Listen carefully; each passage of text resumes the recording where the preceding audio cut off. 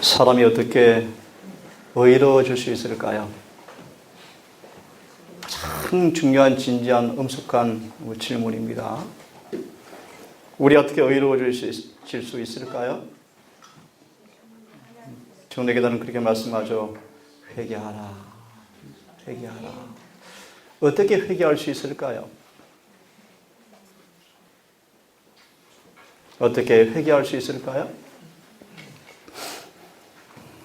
부족하지만 저는 제 마음속에 강하게 솟구치는 마음이 있습니다. 죄는 정말 더럽다. 정말 죄는 더럽다. 흉악하고 가증스럽고 정말 끔찍하고 무섭다. 그런 생각이 강하게 밀려옵니다. 또한 오늘 제목처럼 우리 서로 사랑하자. 참 의는 아름답다.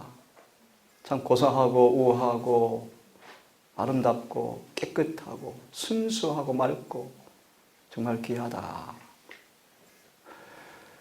아직 부족하지만 조금 이해가 되어집니다. 예수님은 죄가 발견될 때마다 통증을 느끼셨대요. 여러분 속의 죄를 깨닫고 서로의 죄가 혹 보여질 때 여러분 그런 통증의 경험들이 있게 되기를 간절히 바랍니다. 오늘 이 시간 우리가 서로 사랑하자 라는 말씀으로 요한계시록 2장의 말씀을 본문 우선 삼아서 말씀을 좀 드리기로 합니다. 에베소 교회 사자에게 편지하기를 오른손에 7뼈를 붙잡고 7 금촛대 사이에 다니신 이가 가라사대. 이 말씀을 적용해 드리면 이렇게 묘사하죠. 그분은 졸지 않는 파수꾼으로 분주하게 우리 마음속을 오가신다. 이런 표현입니다. 짧게 말씀해 오늘 본문을 드릴 것입니다. 그분이 말씀하십니다. 내가 내 행위와 수고와 내 인내를 알고 또 악한 자들을 용납지 아니한 것과 자칭 사도라 하지만 아닌 자들을 시험하여 그 거짓된 것을 내가 드러낸 것과 또 내가 참고 내 이름을 위하여 견디고 게으르지 아니한 것을 내가 아노라.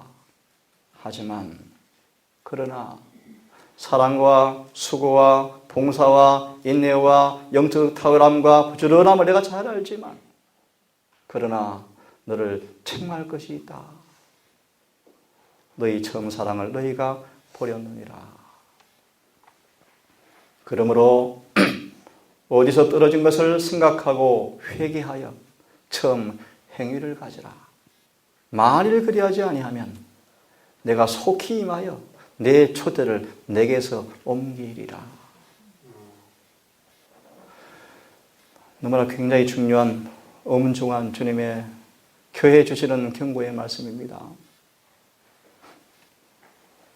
처음 사랑을 버렸다. 오늘 이 시간에 우리 마음속에 그러나 너희가 처음 사랑을 버렸다. 나는 사랑이 있는가 없는가를 먼저 한번 보시는 시간이 됐으면 먼저 좋겠습니다. 처음 사랑이 뭔가? 그것은 바로 예수님 안에 있던 그 사랑.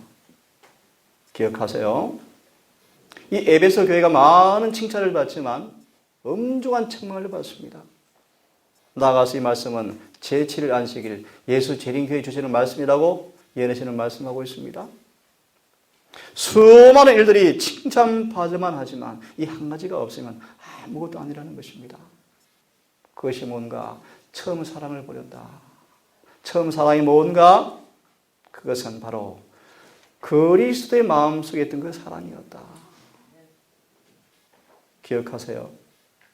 우리 안에 예수님 안에 있는 사랑이 없다면 우리의 모든 수고와 봉사는 그분 앞에 절대로 가납될 수가 없다는 사실을 먼저 인지하시고 듣기를 바랍니다. 어떤 사랑인가? 그리스도의 마음속에 있던 사랑, 친히 자기 몸을 들이사 인류를 위한 희생 제물이 되게 하신 사랑, 고난을 당하시되 사람들의 가진 욕설을 다 참으시고 심지어 마귀라고 불리움받았지만 모든 것을 인내로서 참으시게 한 사랑, 그의 봉사 기간 동안 강력한 치료 사업을 하도록 그를 촉발시킨 사랑, 이 사랑이 그의 제자들의 생애에서 나타나야 할 사랑이었다. 이게 뭐다? 처음 사랑이다. 쉽게 말하면 정말 회심을 경험하고 죄의 사함 받고 이제 성령을 통해서 그분이 임재하셔서 내 안에 있는 그분을 통해 나오는 그 사랑을 우리가 뭐 했다? 잃어버렸다. 거듭남을 놓쳐버렸다. 다시 죄를 지었다. 그런 의미입니다. 그들은 그리스도의 친절과 동정심을 마음에 품기를 결의하였다. 냉랭하고 딱딱한 분위기가 교회에 들어왔다.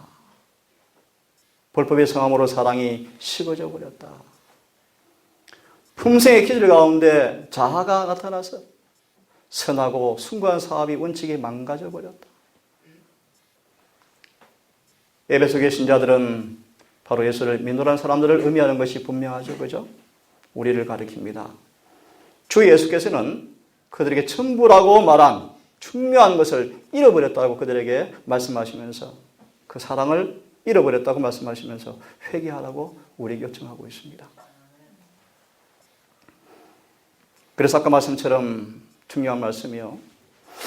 이 처음 사랑을 잃어버리게 되었을 때 거짓의 아비가 창아낸 온갖 과학적인 이론들이 교회 안에 난무하였다. 하나를 소개해드렸죠. 오전에 다시 이해시켜드리겠습니다. 사랑이 식어지고 교회에 죄가 들어오자 처음 사랑이 사라져버리자 사람들은 뭐 했다? 수많은 인간의 과학들을 받아들이게 되었다. 그게 뭔가 이런 뜻입니다. 우리 마음속에 구주에 대한 사랑이 식어지고 그 사랑이 잃어버리게 되어질 때 우리는 죄의 포로가 되어지죠. 그죠? 죄를 이길 수 없는 존재가 되어버립니다. 그런 그들 앞에 하나를 소개합니다. 사도 바울의 가르침이 인기가 없는 것입니다. 뭔가 사람이 영생을 얻기 위해서는 자아를 남김없이 못 박아야 하고 거듭나야 하고 죄에서 깨끗하게 되어야 한다라는 기별이 실은 것입니다. 그 대신 뭘 받아들였는가? 그 당시 과학이 하나 있죠. 니골라당. 우리가 어떻게 깨끗하게 될 수 있어? 다 사람이 그렇고 그렇지. 그러므로 죄가 많은 것이 은혜가 많지. 은혜로 구원받는 것이 누가 다 깨끗하게 될 수 있어? 라는 인간의 과학이 난무하였다라는 뜻입니다.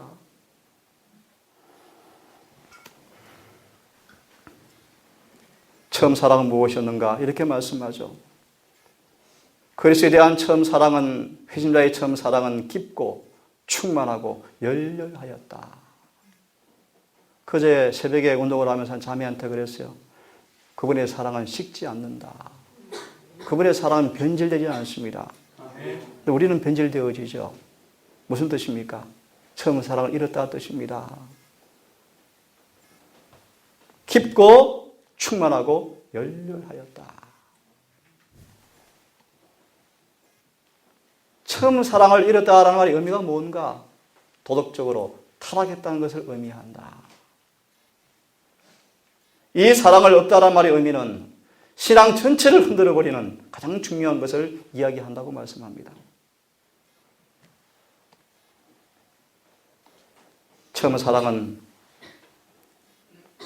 그대들이 쫓아버린 사람을 찾아가서 고백하고 그대가 가한 상처를 싸매어주고 자비의 사랑으로 된 위대한 마음으로 접근해 가서 거룩한 동정의 물결로 그대들의 마음속으로부터 흘러나가게 하고 다시 다른 사람에게 흘러가게 하는 사랑. 친절과 자비, 특별히 믿음 안에 형제된 사람을 취급하는 우리 모든 방법에 있어서 주님처럼 행한 그 사랑을 우리가 의미한다고 말씀하십니다. 우리 많은 사람들은 서로 말씀처럼 큰 생의 투쟁을 통해서 피곤하고 낙심 상태에 빠지는 사람들이 있습니다. 그죠? 그런 사람에게 용기를 주고 마음을 적게 해주는 그런 말들, 친절한 말들이 승리의 힘이 될 것이다. 결코 무정하고 냉랭하고 동정심이 없는 비난하는 사람이 절대로 되지 말라. 용기를 주고 희망을 일으켜주는 말을 할 기회를 결코 잃어버리지 말라. 그렇게 특히 말씀 많이 옆에 배우면서 왜 그래? 이런 말들은 더러운 말들, 아주 더러운 악한 말들이에요. 그래, 저거 연약한 점이었구나. 기도해 주자. 끝까지 참고 기도해 주자. 친절에 나오는 부드러운 말이 얼마나 멀리까지 영향을 주고 그분을 닮은 우리의 노력이 어떤 무거운 짐을 가볍게 해줄 것인지 결코 예측할 수가 없다. 제 작은 경험이었지만 저는 이해하지 못했지만 짧은 성경 공부를 통해서 두 사람이 자살해서 돌아서서 회복된 사람을 제가 보았습니다. 아주 저한테 간증한 것입니다. 그 짧은 설교 시간을 통하여서 자살을 돌이켜서 선교사가 되는 사람들이 있어요. 여러분, 우리 안에 그분의 사랑이 어떤 큰 역할을 할 것인가를 지금 예측할 수는 없지만 오늘 본문의 말씀처럼 잘못을 저지른 사람들 앞에 온유하고 부드러운 정신과 인자한 사랑 외에 다른 방법으로 결코 회복될 수가 없다 라고 말씀하십니다. 처음 사랑이 없다라는 말을 이렇게 묘사합니다. 맛을 잃어버린 소금의 모습과 같다. 반대로 다시 말하면 맛을 잃지 않은 소금은 순결한 사랑, 곧 예수의 사랑 불로 연단한 금이다. 마지막 교회 책망 가운데 불로 연단한 금을 사라고 말씀하죠. 그 금을 이렇게 해석합니다. 바로 뭐다? 순결한 처음 사랑이다 라고 말씀합니다. 우리 신앙 체험에서 이것이 떠나가 버리면 예수께서 계시지 않고 예수께서 계심으로 있게 되는 빛과 햇빛도 사라져 버린다. 그런 종교가 무슨 가치가 있겠는가? 마치 그것은 맛을 잃은 소금과 똑같다. 그 결과로 분주한 활동들, 그리스도가 없는 열성들이 그 부족을 채우기 위해서 노력이 따르게 되어진다. 참 행사가 많아지죠, 행사가. 그죠? 형제나 자매 속에 있는 허물을 발견하는데 놀랄 정도로 예민해진다. 지각력이 있다. 그들이 소위 계명의 준수자라고 말하지만 실상은 계명을 범하고 있는 사람들이다 라고 말씀을 하십니다. 아주 간략하게 처음 사랑이 무엇인가를 잠시 말씀을 드렸어요. 그들 앞에 이런 엄중한 경험이 따릅니다. 촛대가 옮겨지겠다. 다시 말합니다. 이 처음 사랑을 회복하지 아니하면 촛대가 옮긴다고 말씀하십니다. 그 의미를 좀 이해시켜 드리겠습니다. 솔로몬이 하나님을 잊어버리게 되었을 때 촛대가 옮겼다. 아주 문자적인 의미입니다. 그죠? 그 자체의 의미가 뭔가? 빛도 지혜도 다 사라지고 우상 숭배를 참된 신앙으로 혼돈하였다. 참 무슨 얘기예요? 아까 말씀 연결된 말씀입니다. 처음 사랑이 잃어버리면 인간의 과학이 난무해버린다. 아침에 어떤 교회 전화를 보여주면서 질문을 받았는데요. 예수 인생에 대한 이해가 참 갈등이 심합니다. 교회가 지금. 저는 너무나 명료한데 왜 갈등이 심할까? 간단히 말씀을 드립니다. 진정한 거듭남을 취하지 못하면 그분의 인생을 이해할 수가 없어요. 경험이 안 되어집니다. 그래서 복잡한 이론들이 자꾸 전개되어지는 거예요. 그래서 이번에 인천 모임에 우리 한 신학생한테 내가 간증을 잠시 시켰더만 한참 머물다가 그런 간증을 했습니다. 참 단순하고 순수하고 성경대로 믿으시네요. 성경대로 믿으시네요. 예를 들면 14만 4천은 입에 흠이 없고 거짓말이 없던 자였더라. 저는 그렇게 믿습니다. 문자 그대로입니다. 근데 제가 아는 여러 신학자들은 그렇게 안 가르치더라고요. 이렇게 가르쳐요. 실제로 그들이 그래서 그런 것이 아니고 이렇게 가르치는 걸 직접 들었습니다. 우리 앞에 예수님께서 우리를 가리워 주니까 우리가 안 보이고 예수가 보여서 그렇게 말씀하는 것이라고 해석하는 것을 듣게 되었습니다. 이런 거짓말이에요. 거짓말 해석이에요. 이렇게 답을 드립니다. 그렇게 되는 것이 아닙니다. 우리가 보이는데 우리 안에 그분이 계시는 것입니다. 이게 정답이에요, 정답. 그래서 우리가 온전해진 것입니다. 다시 말씀을 드릴까요? 이 말씀을 좀 이해를 시키려고 말씀을 드렸어요. 솔로몬이 처음 사랑을 잃어버리고 그 결과로 촛대가 떠나버리고 빛과 지혜가 다 사라졌을 때 솔로몬까지 뭐라고 했다? 우상 숭배가 참된 신앙으로 뭐 했다? 혼돈해 버렸다. 영적 분별력이 없어져 버린 것입니다. 예를 들었습니다. 방금 예를 들었죠? 그죠? 진정한 개심의 경험을 하지 못하고 죄의 사함의 의미가 경험되지 못하면 예레시는 그렇게 말씀합니다. 죄를 짓지 않고 산다는 것은 불가능하게 보인다. 이것은 당연한 생각이다. 하지만 우리에게 처녀 마리아가 잉태한 것처럼 성령께서 임하시면 뭐가 이루어집니까? 예수의 인성 안에 감춰진 그분의 비밀이 똑같이 경험이 되어지는 것이 복음이요. 다시 말합니다. 우리도 예수님처럼 사는 것처럼 사는 것이 가능합니다. 그 이유가 뭘까요? 간단합니다.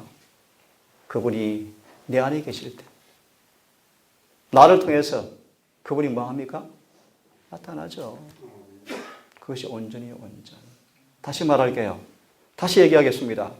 많은 사람들은 13만 사천의 특성을 그렇게 이해합니다. 문자적으로 실제로 그들이 의로운 것이 아니고 실제로 흠이 없는 것이 아니고 예수님께서 우리 앞에 서셔서 우리를 중보해 주시니까 우리는 가리워지고 안 보여서 예수가 보이니까 그렇게 말씀한다라고 해석하지만 그것은 잘못된 해석이고요. 더 쉽게 말합니다. 우리를 보니까 예수와 하나가 되었습니다. 그들의 모든 죄는 사라졌고 주님 안에 있는 의가 그들의 의가 되어서 기억하세요. 그들의 품성이 되어버렸습니다. 이 뜻입니다. 이것이 성경 구절의 정확한 해석입니다. 이것이 그분의 과학인데요. 처음 사랑을 잃어버린 사람들은 뭐한다? 혼돈한다. 솔로몬까지라도 우상 숭배를 참된 신앙으로 혼돈하였다. 촛대가 떠나버리면 이런 일이 옵니다. 이런 현상이 와요. 일일이 제가 짚어줄 수가 없습니다.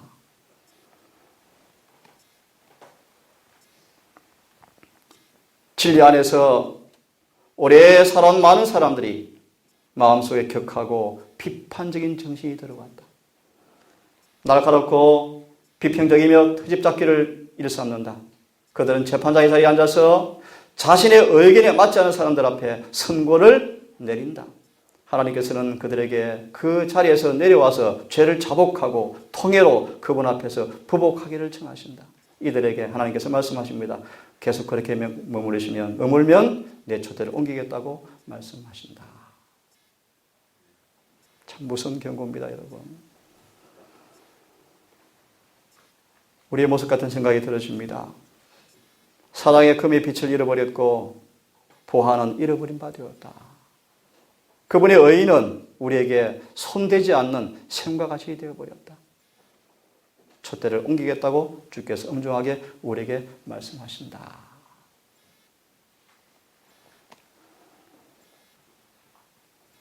같이 한번 읽어봅시다. 자, 시작. 하나님의 계명을 지키며 그리스도의 재림을 기다리느라고 공헌하는 여러 곳에 있는 교회들을 보았다. 놀랄 정도의 무관심과 교만과 세상에 대한 애착과 냉담한 형식주의가 그들 사이에 존재하고 있다. 경건의 부족에 관한 한 그들은 신속하게 고대 이스라엘을 닮아가고 있는 백성들이다. 많은 사람들이 경건을 크게 주장하고 있지만 자제력은 결핍되고 있다. 식욕과 정욕이 지배하고 있고 자아가 두드러진다. 많은 사람들이 독단적이고 독재적이고 금방지고 자랑하며 교만하고 비헌신적이다. 더욱이 이들 중 어떤 사람들은 거룩한 진리를 취급하는 목사들도 그렇다고 말합니다. 제가 읽습니다. 그들이 회개하지 아니하면 촛대를 자리에서 옮겨질 것이다. 성령께서 거두어오신다는 말씀입니다. 그죠? 마태 21장의 말씀처럼 저주받은 무화과처럼 무화과나무에 선고된 동일한 구주의 저주가 그들에게 임할 것이라고 말씀합니다. 경건의 모양만 있는 종교. 경건의 모양은 있지만 그리스도인답지 않은 생애로 경건의 능력을 부인하는 자들에게 주님께서 말씀하시기를 내가 촛대를 옮기겠다. 죄인의 괴수를 부드럽게 대하시고 죄가 아무리 클지라도 참된 온유와 회개를 결코 물리치지 않는 하나님께서 경건에 대한 고상한 공헌을 공헌하면서 행위로서 믿음을 부인하는 사람들에게 가차 없이 촛대를 옮기겠다고 책망하셨다. 정보가 1권 534페이지 말씀입니다. 자, 우리가 서로 사랑하자. 조용히 한번 들어보시면 좋겠습니다. 사랑하는 자들아, 우리가 서로 사랑하자. 사랑은 하나님께 속한 것이니 사랑하는 자마다 하나님께로 나서 하나님을 알고 사랑하지 아니하는 자는 하나님을 알지 못하나니 이는 하나님은 사랑이심이라. 하나님의 사랑이 우리에게 이렇게 나타난 바 되었으니 하나님이 자기의 독생자를 세상에 보내심은 저로 말미암아 우리를 살리려 하려 하심이라. 10절 다 함께 읽겠습니다. 시작. 사랑은 여기 있으니 우리가 하나님을 사랑한 것이 아니요 오직 하나님이 우리를 사랑하사 우리 죄를 위하여 화목제로 그 아들을 보내셨음이로다. 계속요. 사랑하는 자들아, 하나님이 이같이 우리를 사랑하였은즉 우리도 서로 사랑하는 것이 마땅하도다. 어느 때나 하나님을 본 사람이 없으되 만일 우리가 서로 사랑하면 하나님이 우리 안에 거하시고 그의 사랑이 우리 안에서 온전히 이루느니라. 13절 시작. 그의 성령을 우리에게 주심으로 우리가 그 안에 거하고 그가 우리 안에 거하는 줄을 우리가 아느니라. 아멘. 아버지가 아들을 세상의 구주로 보내신 것을 우리가 보았고 또 증거하노니 누구든지 예수를 하나님의 아들이라 시인하면 하나님이 저 안에 거하시고 저도 하나님 안에 거하느니라. 제가 읽습니다. 하나님이 우리를 사랑하시는 사랑을 우리가 알고 믿었노니 하나님은 사랑이시라. 사랑 안에 거하는 사람들은 하나님 안에 거하고 하나님도 그 안에 거하시느니라. 이로써 사랑이 우리에게 온전히 이룬 것은 심판날에 담대함을 가지게 하려 함이라. 주의 어떠하심과 같이 우리도 세상에서 그러하니라. 사랑 안에 두려움이 없고 온전한 사랑이 두려움을 내어 쫓나니 두려움에는 형벌이 따름이라. 두려워하는 사람들은 사랑 안에서 온전히 이루지 못하였느니라.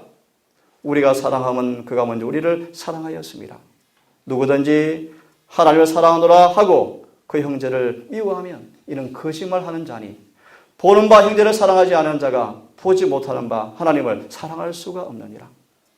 우리가 이 계명을 주께 받았나니 하나님을 사랑하는 사람들은 또한 그 형제를 사랑할지니라. 우리 사랑 형제자매 여러분, 예수님은 형언할 수 없는 사랑으로 우리를 사랑하셨습니다. 그죠? 그렇다면 우리는 형제에 대해서 어떤 악한 생각이라도 들어오거든 즉시 무릎을 꿇고 기도하라고 말씀하십니다. 그래서 우리 마음이 그분과 하나가 되어서 호동치도록 하자. 새 계명을 주노니 서로 사랑하라. 내가 너희를 사랑한 것 같이 너희도 서로 사랑하라. 너희가 이렇게 서로 사랑하면 사람들은 너희가 내 제자인 줄 알게 되겠다. 새 계명을 주었죠? 이 사랑은 우리를 그분께 붙들어주는 금사슬이라고 말씀하시면서 이렇게 우리에게 말씀하십니다. 이 사랑이 있다면 이기심은 뿌리가 뽑힐 것이고 불신실은 더 이상 존재하지 않게 될 것이고 싸움이나 분열도 영원히 사라지게 될 것이고 그분과 연합한 사람들은 아무도 고집스러운 사람은 아무도 없게 될 것이다. 어느 누구도 제 자신의 길로 행하고 혼자 넘어지는 길을 택하고 충동적인 아이처럼 손을 뿌리치고 완고하고 제 멋대로 독립적으로 행하지 않을 것이다. 서로 뭐 할 것입니까? 사랑할 것이다. 사랑은 부드러운 싹과 같다.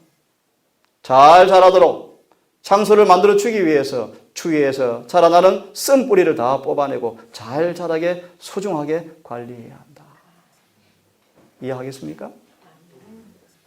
그러면 예를 들면 무슨 말을 하든 기도하고 하는 게 습관이 되어지고 우리 모든 말 속에 그분이 섬에 있도록 통제하도록 간섭하도록 그분께 맡기는 마음으로 우리의 대화를 나누고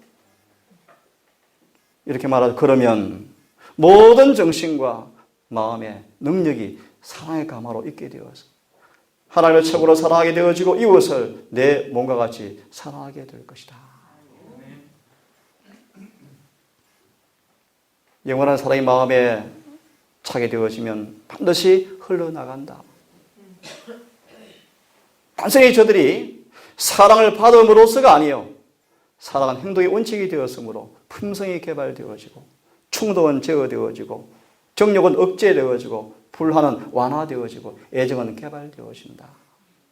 이와 같은 사랑은 혹은 나의 것을 포함할 뿐 아니라 온 사람들이 다 사랑의 대상으로 범위에 다 들어오게 되어진다. 천사의 역사하심과 조화가 되는 것이다. 영혼 가운데 소중히 보관된 이 사랑은 온 생애를 기쁘게 하고 주의 모든 사람을 깨끗하게 하는 감화를 끼친다. 행운이 미소를 짓든 난색을 하든 이것을 소유할 때 우리는 행복할 수밖에 없다. 우리가 온 마음을 다하여서 하나님을 사랑한다면 그분께서 그의 자녀들을 또한 사랑할 것이고, 이 사랑이 그분의 정신이며 이것이 바로 하늘의 장식물이라고 말씀을 하십니다. 모두의 마음속에 우리 구주의 마음이 가득 찬 사랑이 우리의 말과 행동으로, 또 용모와 희망과 용기와 집착함으로 힘을 더하는 모습으로 있게 되기를 간절히 바랍니다. 그 기절하게 된 나약한 영혼들을 위해서 온기를 주는 사람으로, 유혹을 대항하여 싸우는 사람 앞에 위로와 안위가 되는 사람으로, 말과 행동과 표현들이 태양광선처럼 밝게 빛나는 사람처럼 사랑의 사람으로 여러분 서기를 간절히 바랍니다. 우리 청년들 앞에 이렇게 말씀하죠. 얼굴의 표정 자체는 참 중요한 말씀이요, 내면생의 거울이다. 이 말씀 앞에 참 우리 책임감을 느낍니다. 얼굴의 표정 자체는 내면생의 거울이다. 예수님께서 우리가 당신과 같이 되기를 갈망하시며 부드러운 동정으로 가득 차고 생애의 적은 의무까지 사랑의 봉사를 나타내기를 원하신다.